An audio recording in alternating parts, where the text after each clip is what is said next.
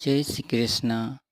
संजय उवाच दृष्ट्वा तु पाण्डवानीजं व्यूकं दुर्योधनं तदा आचार्यमुपसङ्गं ରାଜବनं ପ୍ରୀତମ୍।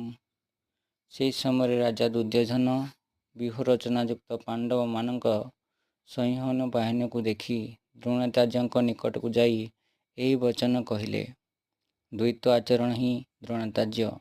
ଯେତେବେଳେ ବୋଧ ଆସିଯାଏ ଯେ ଆମେ ପରମାତ୍ମାଙ୍କ ଠାରୁ ଅଲଗା ହୋଇଗଲେ, ଏହାପରେ ପରମାତ୍ମା ପ୍ରାପ୍ତି ନିମନ୍ତେ ମନରେ ବ୍ୟାକୁଳତା ଉତ୍ପନ୍ନ ହୋଇଥାଏ।